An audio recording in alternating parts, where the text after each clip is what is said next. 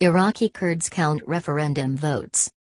Reports say an estimated 78% of the more than 5 million eligible voters turned out to cast their ballot. Voting stations set up for the Iraqi Kurdish referendum have closed their doors and counting of ballots has begun, according to the official supervising body. Voting closed at 6 p.m. local time, 1600 hours GMT, on Monday, and the final results were expected to be announced within 72 hours. Erbil-based True.tv, citing the Independent High Elections and Referendum Commission, said 78% of the more than 5 million eligible voters turned out to vote. In Kirkuk, authorities declared a curfew an hour and a half before polls closed as jubilant Kurds started to celebrate. Read more. Tensions rise in Iraq ahead of Kurdish referendum. Kurds in the northern Iraqi city flocked to polling stations, but there has been lingering opposition of the vote among the Arabs and Turkmen who live alongside them. Voters were asked to tick either yes or no on the ballot, asking them just one question in Kurdish, Turkish, Arabic and Assyrian: do you want the Kurdistan region and Kurdistani areas outside the Kurdistan region to become an independent country? The referendum is opposed by the Iraqi central government in Baghdad as well as the neighboring countries of Turkey and Iran, besides major international powers. UN chief concerned.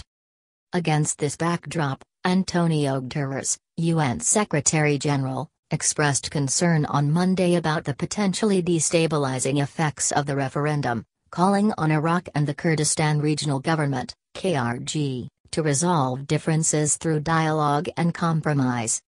He also told Iraqi Kurd authorities to ensure that the work of the UN mission in Iraq will be allowed to continue unhindered.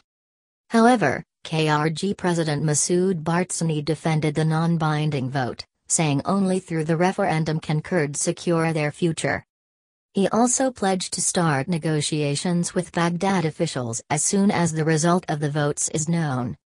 The Kurds are likely to approve the referendum, but they are not expected to result in any immediate declaration to separate Iraq.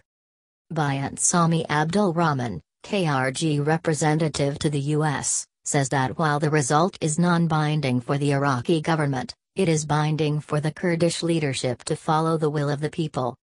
The Kurdish leadership now has the mandate to negotiate with Baghdad on an amicable separation, on a new relationship between Erbil and Baghdad, she told Al Jazeera from Washington, D.C. The referendum has raised alarm in Iraq's neighbors, Turkey, Iran and Syria, over concerns it could encourage their own Kurdish minorities to break away. Turkey is home to the largest Kurdish population at an estimated 14 million. Turkish President Recep Tayyip Erdogan said on Monday that his country would do whatever it takes to block efforts against the Turkey's territorial integrity. The US and the UN have also condemned the referendum. Iraq and other neighbors of the Kurds have to understand that we have done this step by step, Bayant Sami Abdul Rahman told Al Jazeera. We are taking this very seriously, we want to engage in dialogue. We don't want to destabilize Iraq or Kurdistan, but certainly our aim is an independent Iraqi Kurdistan in the near future.